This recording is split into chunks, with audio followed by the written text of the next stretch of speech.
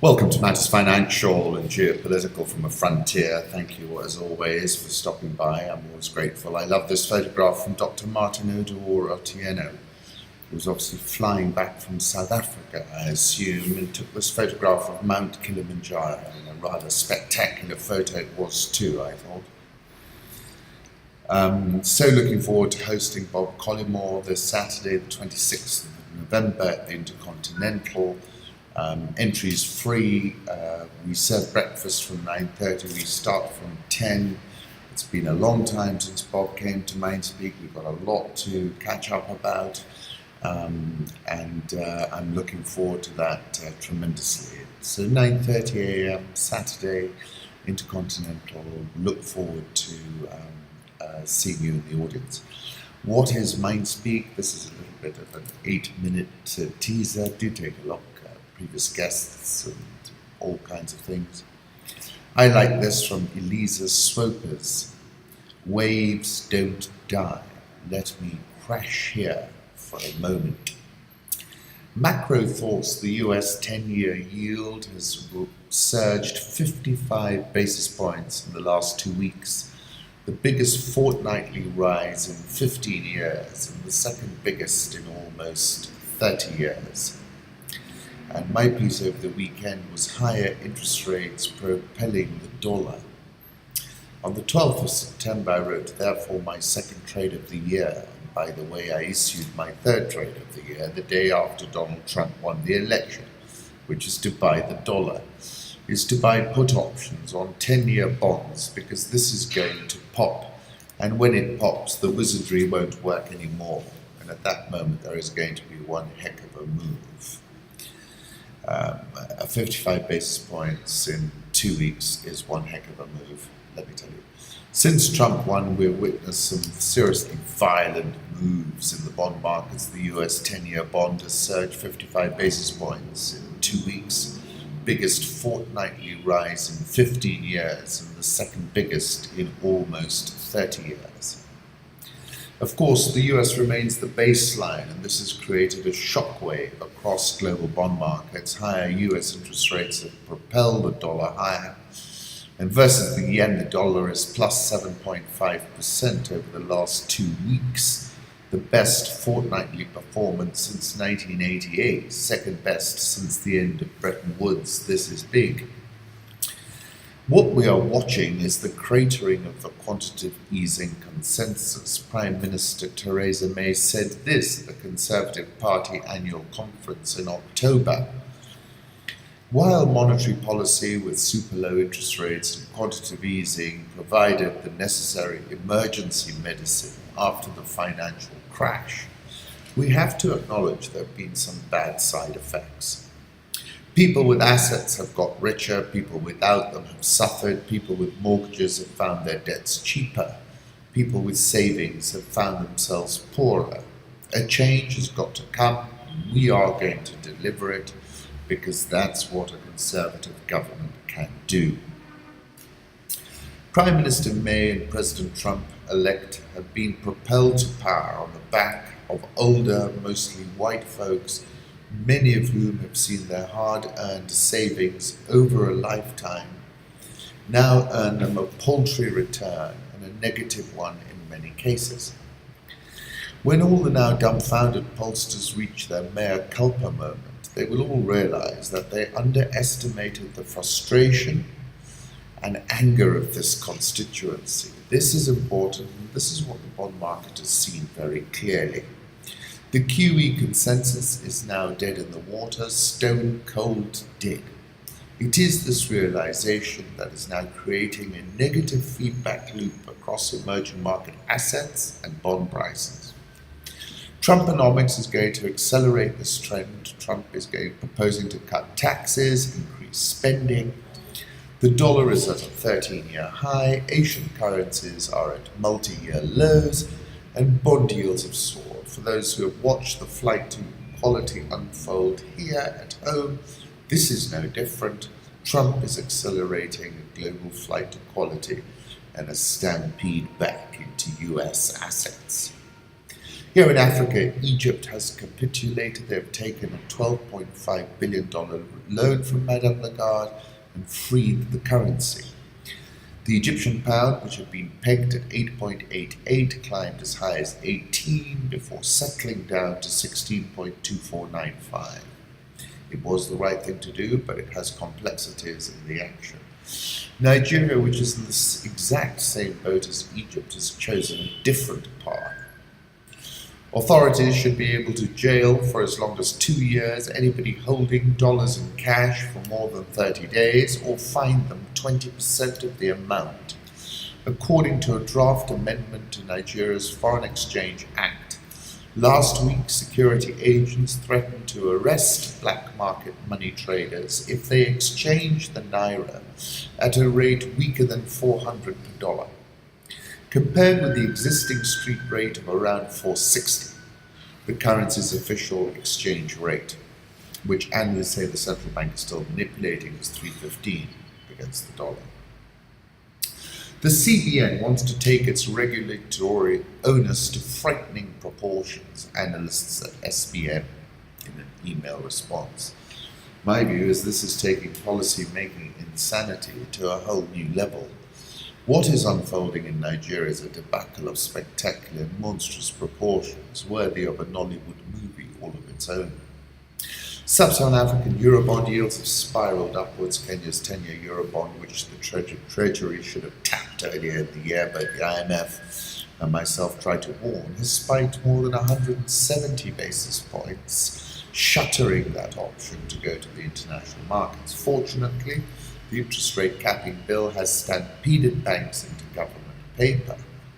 Unfortunately, this is what crowding out looks like, because the stampede into government paper has been at the expense of private sector credit growth. We are at an inflection point with severe and negative implications for EM and frontier assets.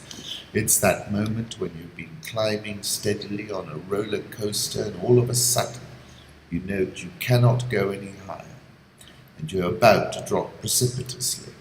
Your hands grip a little tighter, and you know your stomach is going to leap into your mouth. Kenyan Wall Street tweeted, "We are still down here." This is the Bloomberg African Bond Index. I like this photograph of water skiing at sunset in Watamu by Andy Watt. Then this photograph, which is pretty totemic, Tank Man from 1989. This photograph was by Jeff Widner. Elephants can weigh as much as 15,500 pounds each, but you won't necessarily hear them coming.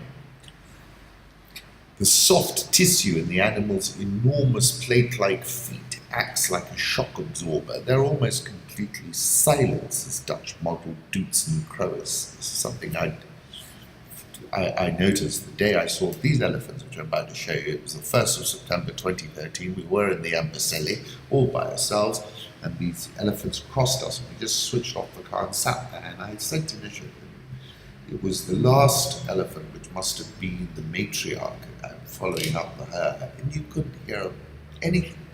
And we were so close.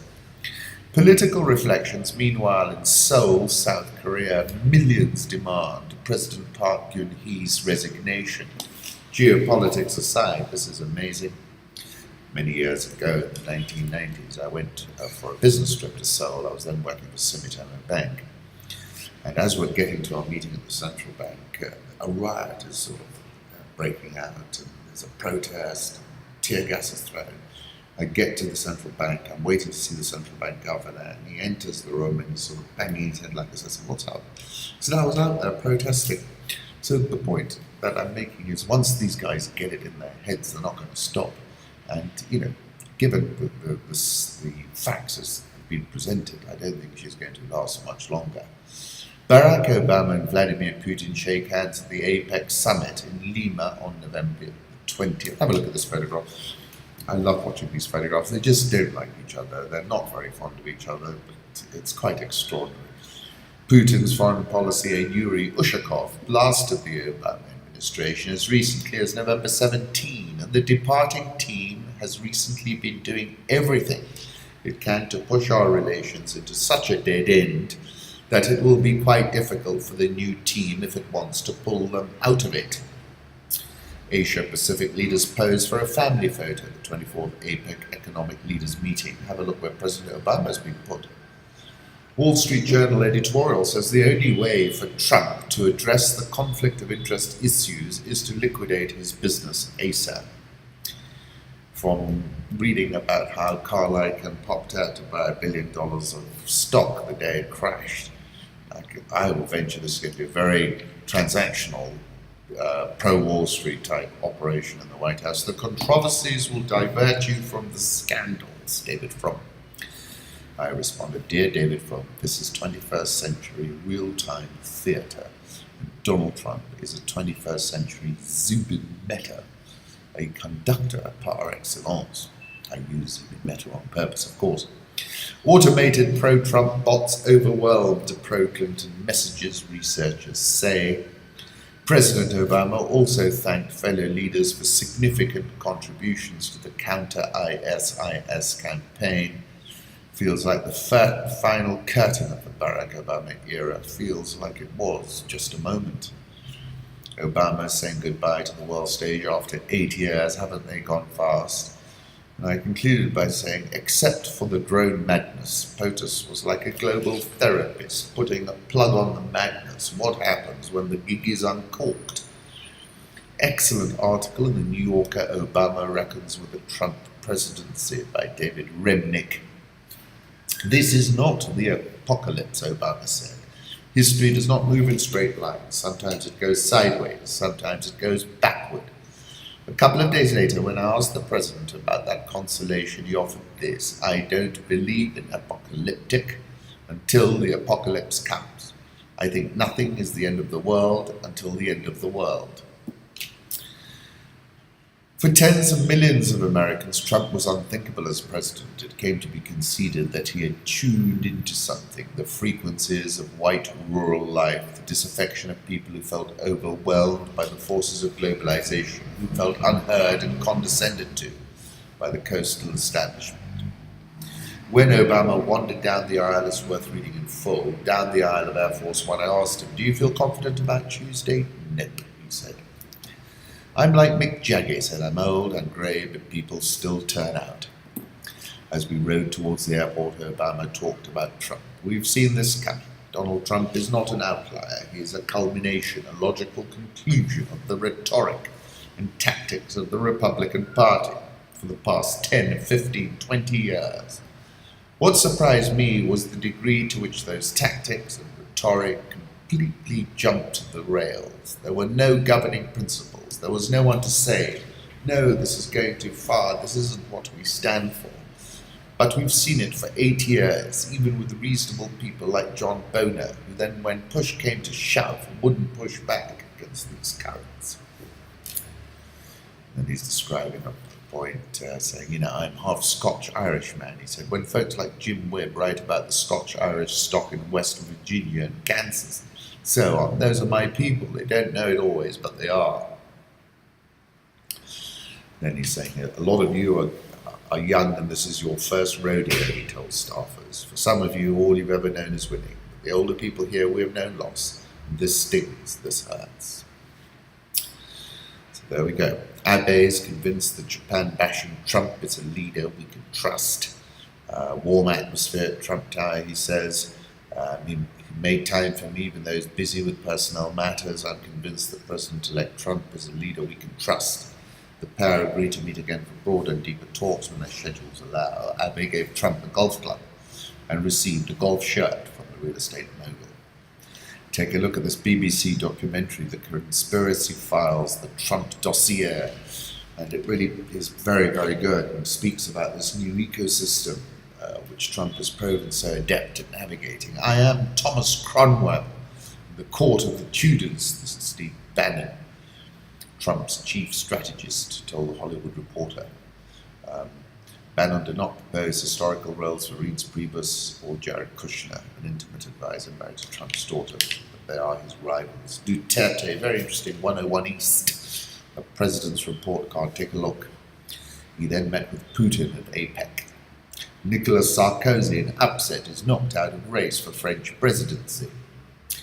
Bernard-Henri Lévy, who fancies himself, says Marie Le Pen may win election as people have lost interest in whether politicians tell the truth. That's a fact. She's got a big chance. You might say that those were the three main coups of this global theatre of populism: the rise of Le Pen, the reign of Silvio Berlusconi, who's a kind of European Trump, and the Brexit.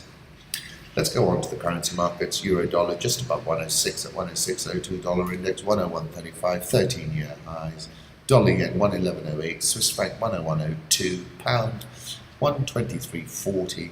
The Aussie 0.7324. India rupee 68.165. South Korean won 11.8510. Rial 338.43. Egyptian pound 15.8030. South African rand 14.4649. Dollar still strong. The pound's had a very volatile year. Have a look at this chart from markets. I think it's found a base actually. For dollar yen up 7.5% over the last 2 weeks. Its best fortnightly performance since 1988. Second best since the end of Bretton Woods. JP McGeever dollar index 101.32. My target is now 110. Gold, let's take a look at that, pushing up a little bit this morning, 12.50, but it's going to remain under pressure with high interest rates and a stronger dollar. Crude oil, just below $47 in, that's WTI, so let's keep an eye on that. I don't see anything coming out of OPEC. Coal price, look at this surge that we've seen this year. There's been a huge rebound in these industrial commodities. Copper, of course, had its biggest rally in almost 6 years. Futures jumped 18% in just 1 month, most of that immediately after the Trump result. Golog, Tibetan, autonomous prefecture in Geun-hye, China. Lovely photograph. Cette semaine, dans Jeune Afrique, Maroc, Afrique, où le grand retour de Mohammed IV.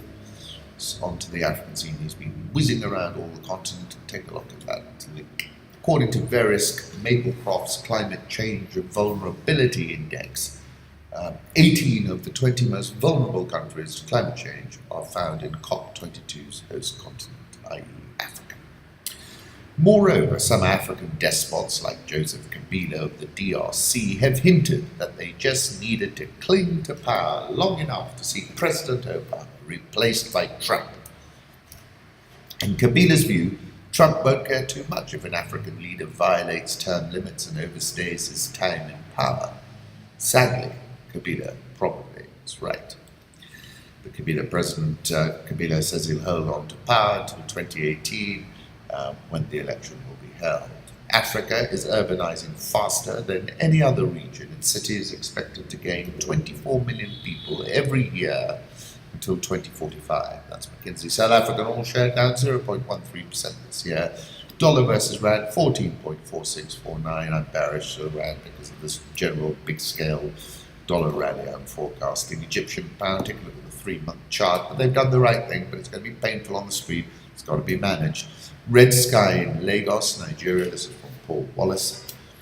Economists surveyed by Bloomberg estimate Nigeria's economy contracted 2.05% in Q3 and that the central bank will hold interest rates at 14%. They are, however, proposing jail time, fines as it tries to boost the naira. Authorities should be able to jail for as long as 2 years anybody holding dollars in cash for more than 30 days, or fine them 20% of the amount according to a draft amendment to Nigeria's Foreign Exchange Act. This is insane policy making, take it to a new level of insanity. Latest move will further worry foreign investors. SBN Intelligence, I agree with them. The CBN wants to take its regulatory onus to frightening proportions. The move smacks of desperation and can only result in negative investor perception and capital flight. But look at this interesting point. The central bank didn't introduce the bill. Isaac Okorafor, a spokesman, said. Nigeria all share down 10.84% this year. Interesting article about Ghana. Nkrumah's heirs, The Economist. Go to that article, have a look at the public service bill, and it's a complete joke. Ghana was in 1957 the first sub-Saharan African country to win its independence. And saying that it's an election, it's always closely fought. I think Muhammad's got enough cash to throw around. carry the day. The Ghana Stock Exchange is down 15.34% this year. From beautiful Burundi, a lovely photograph from Padresh. Amazing this year's tour of Rwanda. This is it's a lovely photograph there from amiable Bayingana. Over the weekend, the Libyan dinar collapsed 7% against the US dollar, and for the first time it was trading at 6 dinars to the dollar on the black market. The official rate is 1.4. 3 years ago, foreign exchange reserves were above $100 billion, but are expected to be $43 billion by the end of this year. Richest country in Africa. Destroyed. So ready to detox after a long weekend of birthday partying in Chidinkwele Moz. This is Lisa Brown. She's an economist in South Africa.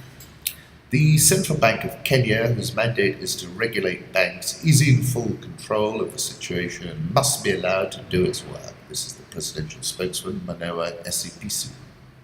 We are all aware of careless and alarmist reports regarding the banking industry, peddled mainly in social media the last couple of days, as Manoa Esipisu again. A woman was detained for spreading malicious messages against Family Bank. In the statement, the bank urged its customers to ignore negative statements and malicious rumours on social media that tried to depict it negatively. The source of the malicious statement is under investigation by the Directorate of Criminal Investigations. Family Bank confirmed its strong financial position, stating that it operates within requirements governed by the Central Bank of Kenya. They are the highest ranking bank to be sort of in this maelstrom. The Prime Bank was about 14 or 15. Siano, other ex-Uchumi officials barred from holding office in public firms to pay 21.7 million shillings in disgorgements. Kenya shilling is above 102 at 102.24. Nairobi all shares down 4.78% this year. NSE 20 is down 18.55% this year. Has rebounded 5.369% since the 29th of August when it closed on a multi-year closing low. If you go to Rich Wrap Up, scroll down the entire page, there's a link for every listed share at the NSE. You can dig into their results and ratios and so forth. Once again, thank you for stopping by.